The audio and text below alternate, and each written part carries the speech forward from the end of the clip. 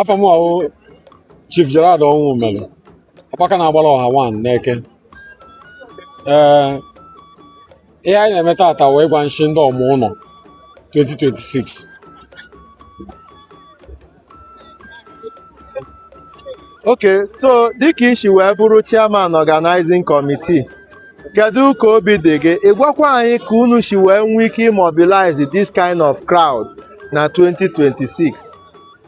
Oge ị na-anya ịfụ na ihe dị iche dị na Nshi 2026 a na ndị nke anyị na-agwabụ agwada anyị si ka anyị tie some spices na the Igwa Nshi ka ọ dị ka carnival. This is the first edition 2026. 2027 ihe dị iche ka ya dịkwa, so anyị dey-promote our culture, so anyị ga-promote culture anyị the whole world a na-anụ maka Igwa Nshi ndị Eke. Ọ wụzi festival Igwa Nshi ndị Eke festival carnival, so ọ bụrụ carnival ọgụghọta a na-agwa ndị isi ndị Eke like o nwere sọm ụmụnne anyị nọchi obodo oyibo si obodo oyibo nata maka Igwa Nshi a, so ha lukwa kịta anụnwa na kịta na Eke TV na-akọva ya, so ọ ga-eru the whole world.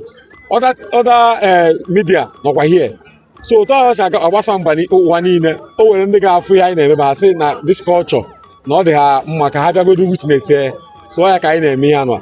Then ifere ya mere ebe anụ ndị mmadụ kamera azụ ọgba nkọrọ ndị mmadụ bụ ihe sponsor ihe niile eyiri ebe anụ ihe ahụ free will donation wee ya kpọrọ nọ ndị mmadụ mere gịnị wepụtara ego sisie nri goo mmanya ka ndị mmadụ bịa lie.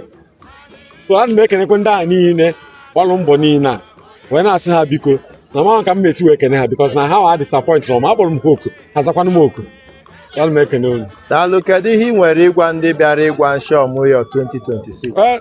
Onye ihe nwere Igwa Nshi ndị ọmụyọ 2026 na ha bịara be anyị n'udo. Anyị na-agụ ya n'egwu Igwa Nshi anyị, ọ bịara be m abịagburu ekwe m, so ọ chọkwa na ọ ya anakwa n'udo. Ha bịara ha bịagburu anyị ka ha ya anakwa, ha ga-ana n'udo n'aha Jizọs. Amen.